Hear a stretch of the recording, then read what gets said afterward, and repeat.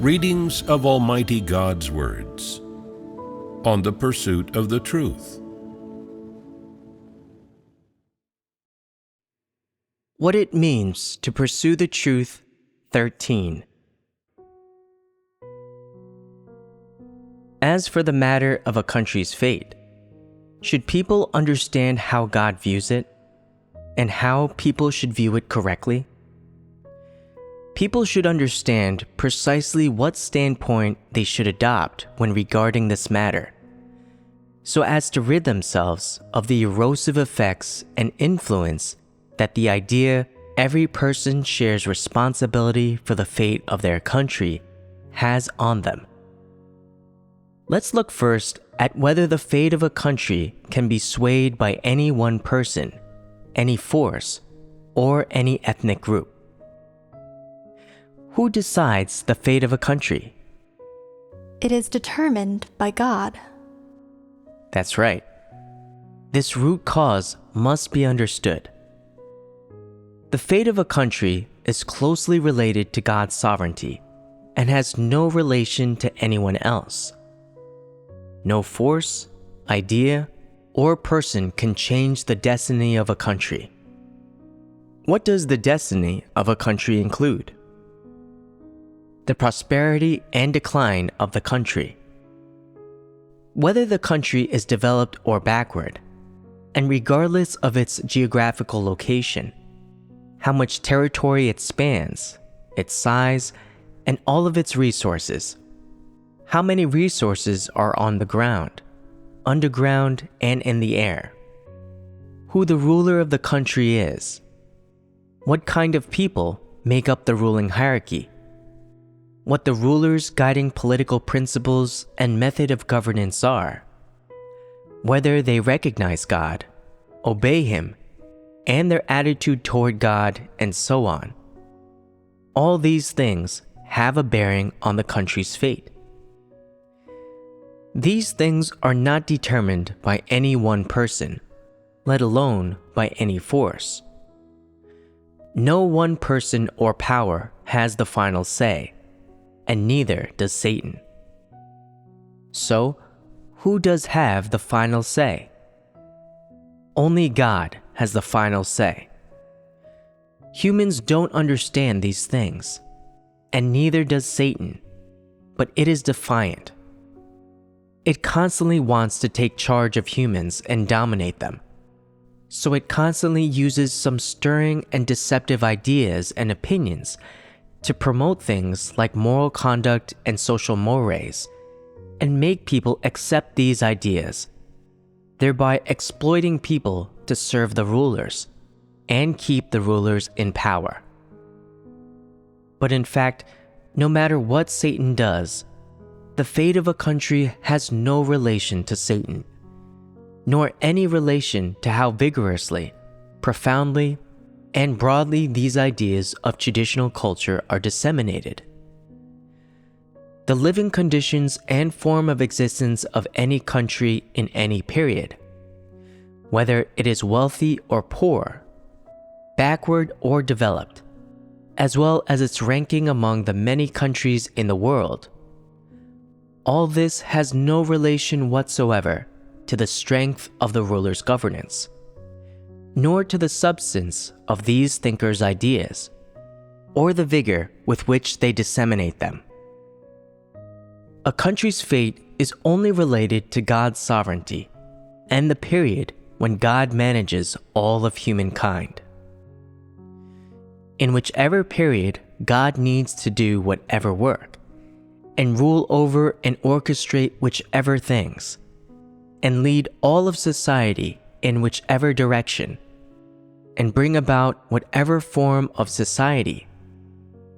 During that period, some special protagonists will appear, and some great and special things will happen. For example, war, or the annexation of some country's land by other countries, or the appearance of some special emerging technologies, or even the movement of all the Earth's oceans and continental plates, and so on. These things are all subject to the sovereignty and arrangements of God's hand. It is also possible that the appearance of an unremarkable person will lead the entire human race into taking a huge step forward. It is equally possible that the occurrence of a very unremarkable, insignificant event may trigger a mass migration of humankind.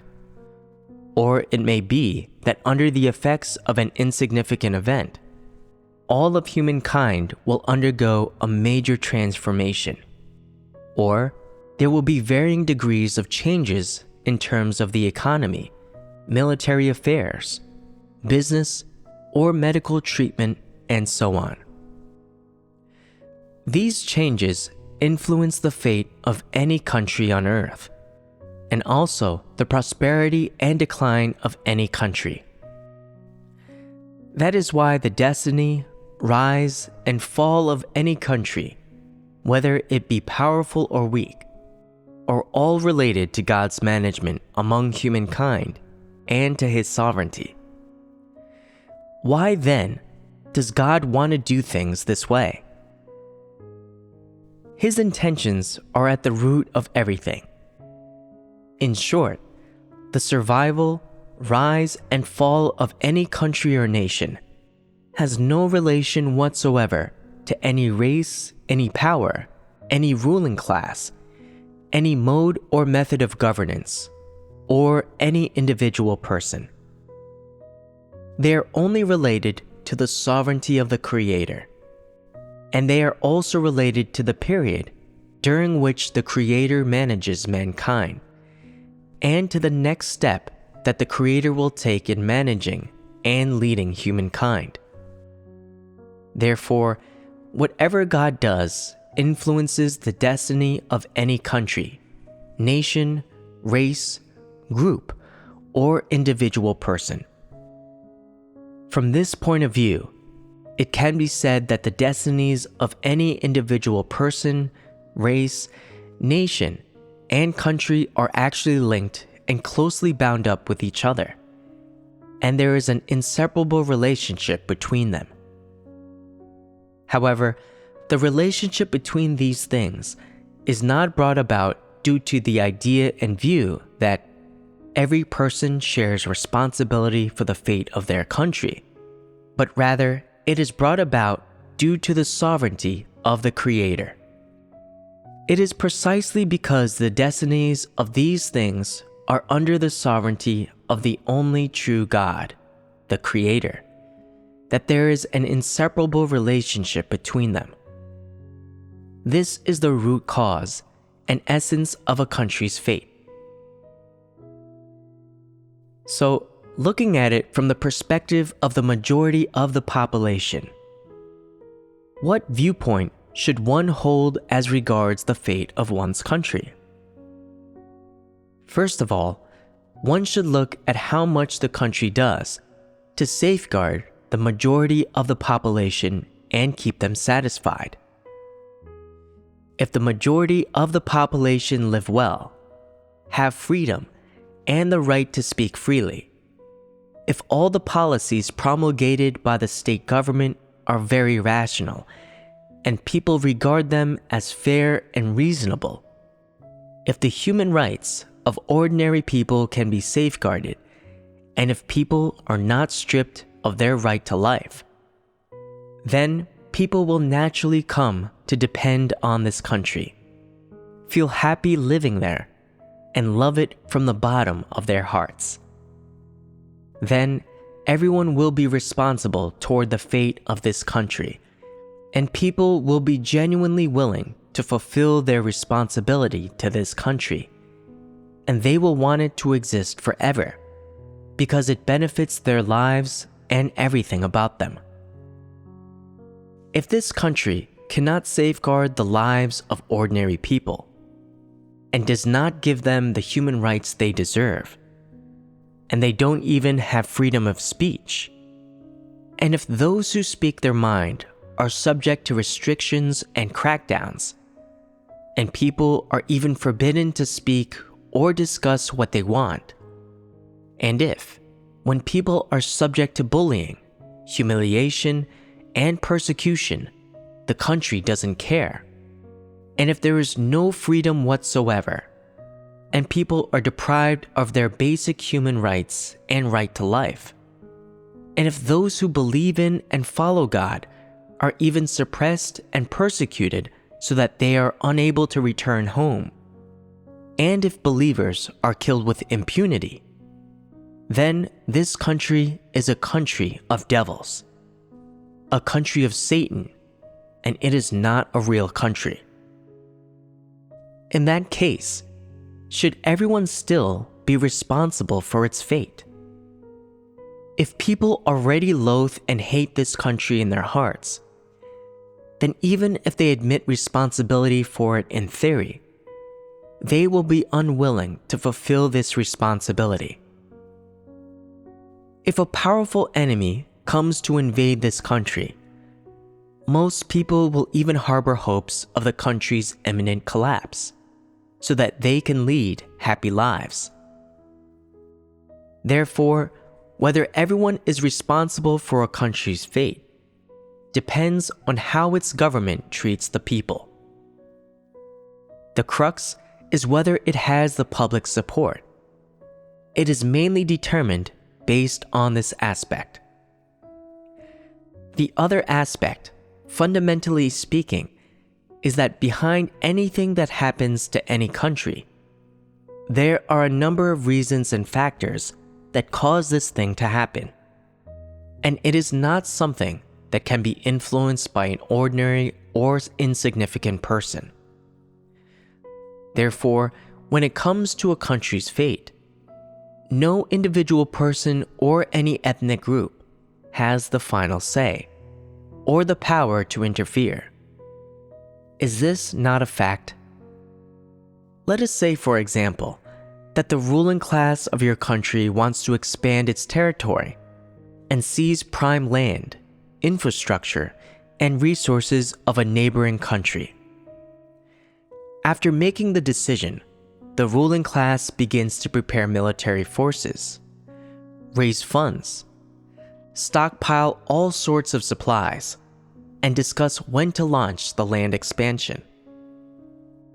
Do common folk have the right to know about all this? You don't even have the right to know. All you know is that in recent years, state taxation has increased. Levies and fees imposed under various pretexts have increased, and the national debt has increased. Your only obligation is to pay taxes. As for what will happen to the country and what the rulers will do, does that have anything at all to do with you?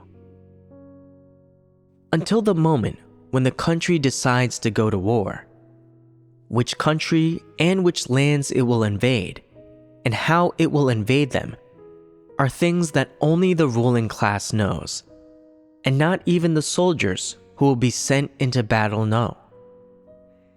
They don't even have the right to know.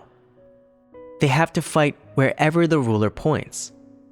As for why they are fighting, how long to fight for, whether they can win or not, and when they can go home, they just don't know.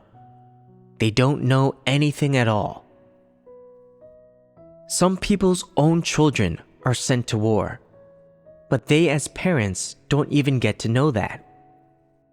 Worse still, when their children are killed, they don't even get to find out. Not until the ashes are brought back do they find out that their children are dead. So tell me, does your country's fate and the things that your country will do and what decisions it will make have any relation to you as an ordinary person? Does the country tell you, an ordinary person, about these things? Do you have the right to participate in the decision making? You don't even have the right to know, let alone the right to participate in the decision making. No matter what your country is to you, does how it develops, what direction it is headed in, and how it is governed have any relation to you? It has no relation to you. Why is that? Because you are an ordinary person, and all these things are only related to the rulers. The final say belongs to the rulers and the ruling class, and those with vested interests. But it has no relation whatsoever to you as an ordinary person. So, you should have a little self-awareness. Don't do irrational things. There is no need to give up your life or put yourself in harm's way for a ruler. Let us suppose that the country's rulers are dictators, and that the power is in the hands of devils who don't attend to their proper duties, and who spend all day indulging in drinking and debauchery, living extravagantly, and doing nothing for the people. The country falls into debt and chaos, and the rulers are corrupt and incompetent, resulting in it being invaded by a foreign enemy. Only then do the rulers think of the common people, calling on them and saying, "Every person shares responsibility for the fate of their country. If the country perishes, a life of hardship awaits you all. Presently, the country is in trouble, and invaders have entered our borders. In order to protect the country, hurry to the battlefield. The time has come when the country needs you." You mull it over, thinking, "That's right. Every person shares responsibility for the fate of their country. The country finally needs me for once. So as I have this responsibility, I should give up my life to protect the country. Our country cannot change hands. Without this ruler in power, we are done for." Is it foolish to think this way? The rulers of these dictatorships deny and oppose God, eat, drink, and enjoy themselves all day long, behave recklessly, ride roughshod over common people, and harm and brutalize the masses. If you rush bravely and dauntlessly to protect rulers like these, serving as cannon fodder for them on the battlefield, and throwing your life away for them, then you are decidedly foolish and pledging blind allegiance. Why do I say you are decidedly foolish? Who exactly are the soldiers on the battlefield fighting for? For whom are they throwing their lives away? For whom are they serving as cannon fodder? And if you of all people, a weak and feeble commoner, go into battle, then it is just a show of foolhardiness and a waste of a life. If war comes, you should pray to God and ask Him to protect you so that you can flee to a place of safety, rather than making a pointless sacrifice and resisting. What is pointless sacrifice defined as? Foolhardiness. The country will naturally have those people who are willing to uphold the spirit of every person shares responsibility for the fate of their country, to protect the rulers and put their lives on the line for them. The country's fate has a great impact on the interests and survival of such people, so let them look after the country's affairs. You are an ordinary person. You have no power to protect the country, and these things have no relation to you. Exactly what kind of country is worth defending? If it is a country with free and democratic systems, and the ruler actually does things for the people and can guarantee them a normal life, then such a country is worth defending and protecting. The common people feel that protecting such a country is tantamount to protecting their own home, which is an unshirkable responsibility. So they are willing to work for the country and fulfill their responsibility. But if devils or Satan rule over this country, and the rulers are wicked and incompetent to such an extent that the reign of these demon kings runs out of steam, and they should step down, God will raise up a powerful country to invade.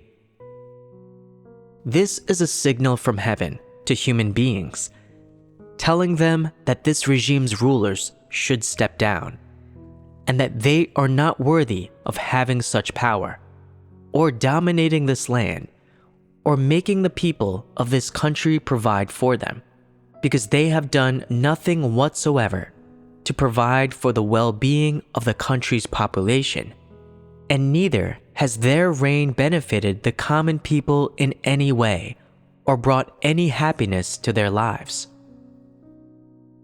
They have only tormented the common people, harmed them, and tortured and abused them. Therefore, such rulers should step down and give up their positions.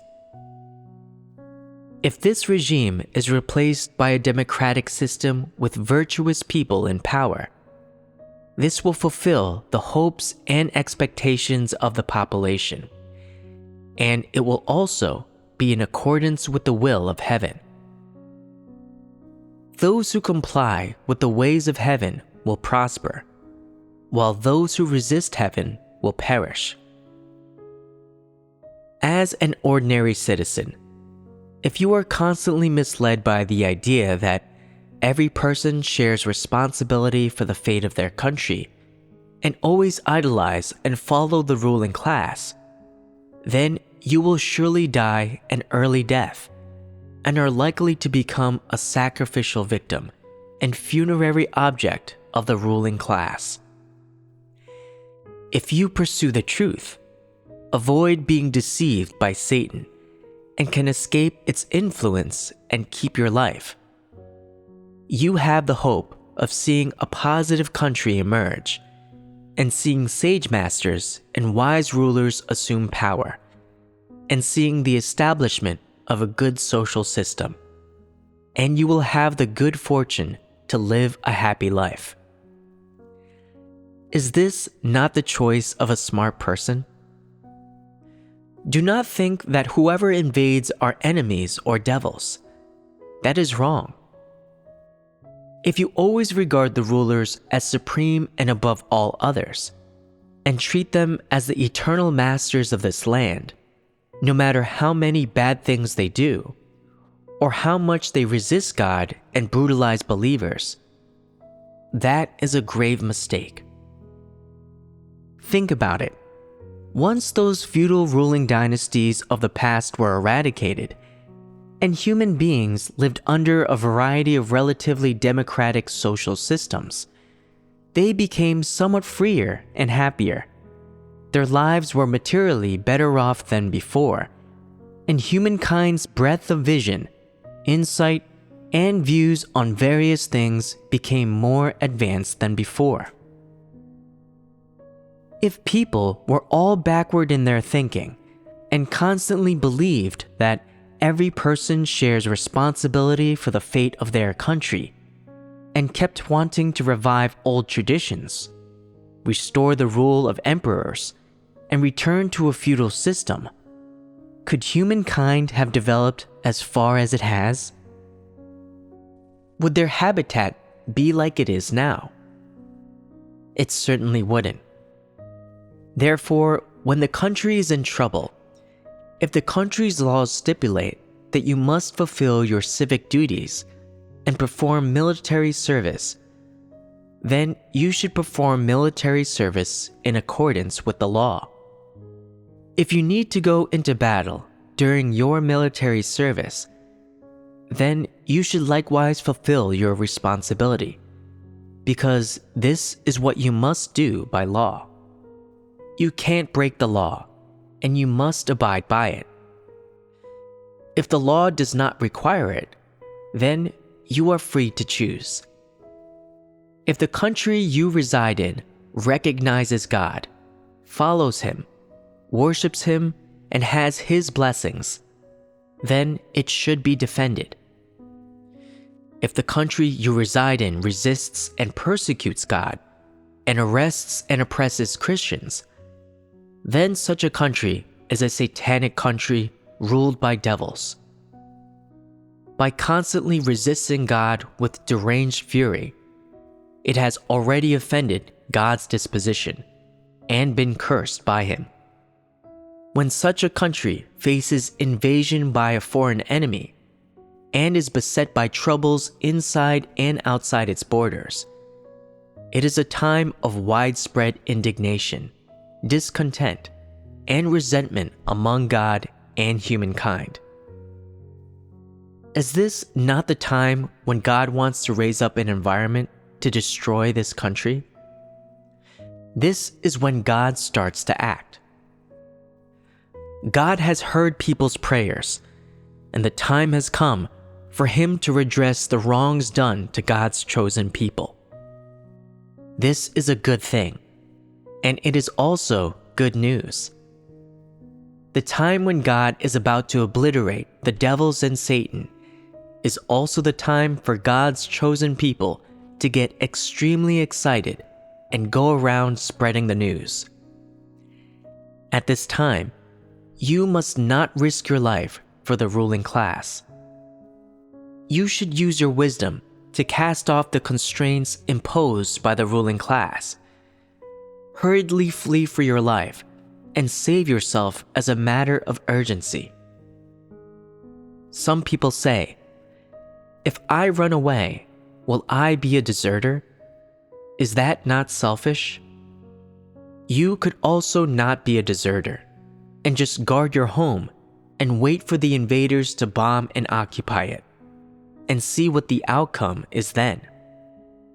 The fact is that when any major event of national importance occurs, ordinary people do not have the right to choose for themselves. Everyone can only passively wait, watch, and put up with the inevitable results of this event. Is this not a fact? This is indeed a fact. In any case, fleeing is the wisest course of action. It is your responsibility to protect your own life and the safety of your family. If everyone was required to be responsible for their country's fate, and that got them all killed, and all that remained of the country was an expanse of land, would the essence of the country still exist? Country would just be an empty word, would it not? In the eyes of dictators, human lives are the least valuable thing compared with their ambitions and desires, their acts of aggression, and any of their decisions and actions. But in the eyes of God, human lives are the most important thing.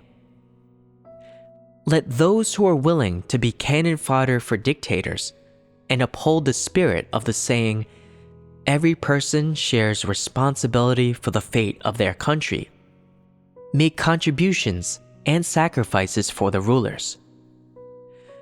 Those who follow God have no obligation to make any sacrifices for a country of Satan. You could also put it like this: let the dutiful offspring of Satan and those who follow it make sacrifices for Satan's rule and for its ambitions and desires. It is right to let them be cannon fodder.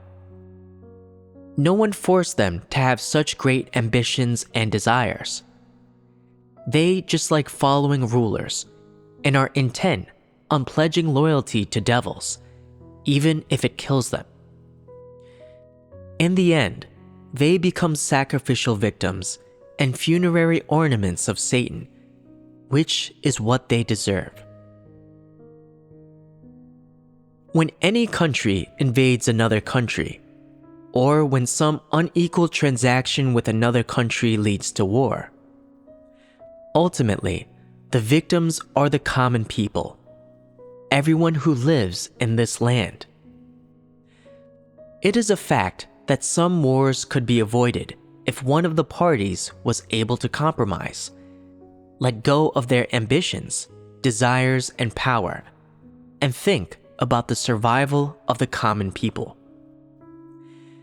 Many wars are actually caused by rulers clinging onto their own reign, not wanting to let go of or lose the power in their hands, but rather doggedly adhering to their beliefs, clinging onto power, and sticking to their own interests. Once war breaks out, it is the common folk, the ordinary people, who are the victims. They are scattered far and wide in times of war, and are the least capable of resisting all this. Do these rulers consider the common people? Imagine if there was a ruler who said, "If I hold fast to my own beliefs and my own theories, I may end up starting a war, and the victims will be the ordinary people. Even if I win, this land will be destroyed by weapons and ammunition, and the homes people live in will be destroyed. So the people who reside in this land will not have happy lives in future. In order to protect the common people, I will step down, disarm, surrender, and compromise." And thereafter, war was avoided. Is there such a ruler? In fact, common people don't want to fight, nor do they want to participate in rivalry or contests between political forces. They are all passively sent to the battlefield and to the chopping block by the ruler. All these people who are sent to the battlefield, whether they die or survive, ultimately serve to keep the ruler in power. So is the ruler the ultimate beneficiary? What can common people gain from war? Common people can only be devastated by it and suffer the destruction of their homes and that of the habitat they depend on. Some lose their families, and even more are displaced and made homeless, with no prospect of returning. And yet, the ruler grandly claims that the war was launched to protect people's homes and their survival.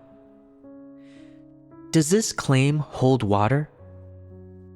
Is it not disingenuous claptrap? In the end, it is the common folk, the people, who bear all the evil consequences of this, and the biggest beneficiary is the ruler.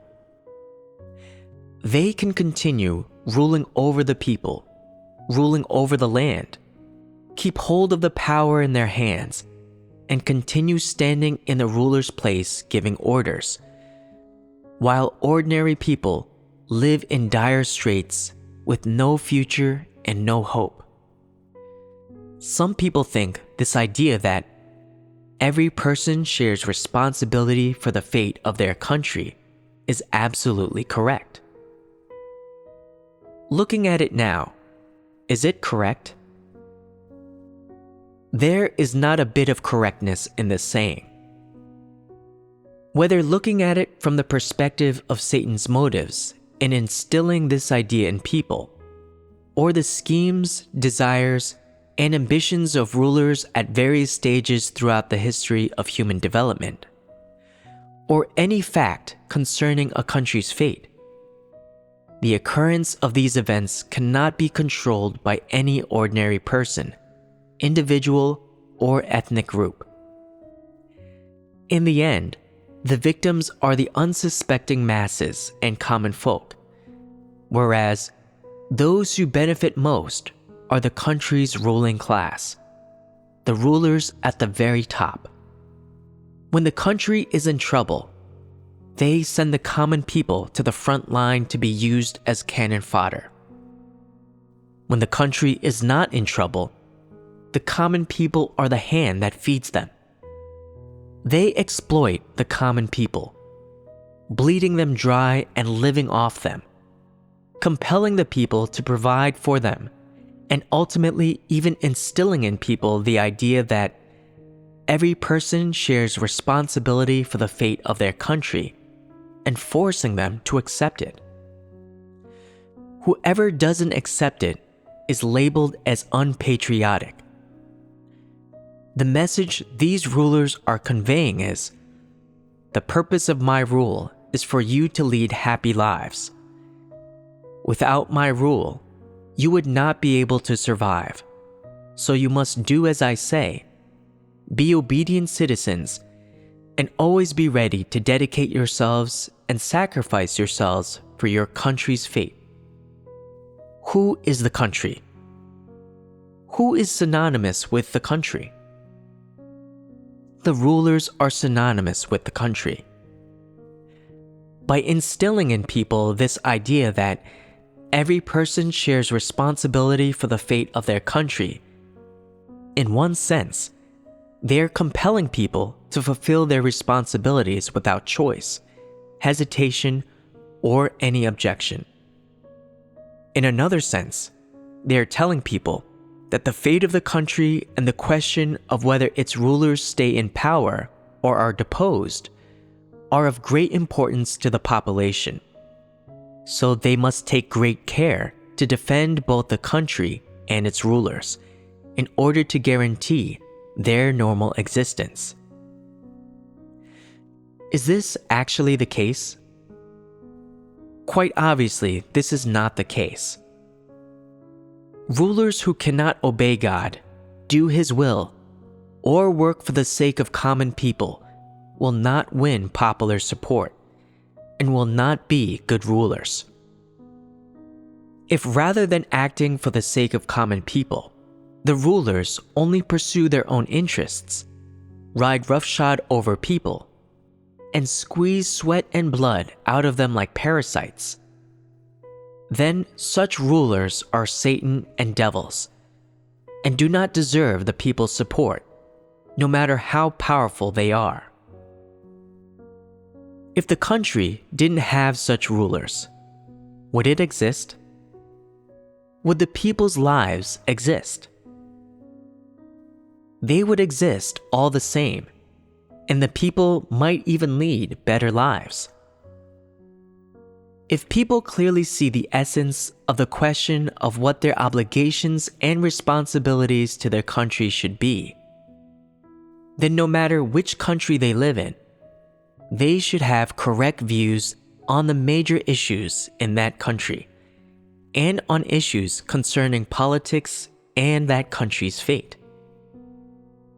When these correct views come about, you will be able to make the right choice in matters involving the country's fate. On the matter of a country's fate, do you basically understand the truth that people should understand?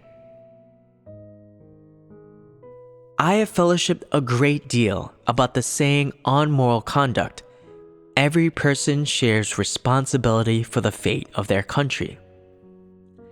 As regards the concept of country, the influence of the term country on people in society, what responsibilities people should have toward their country and nation when it comes to that country's fate, what choices they should make, and what God requires of humankind in this matter.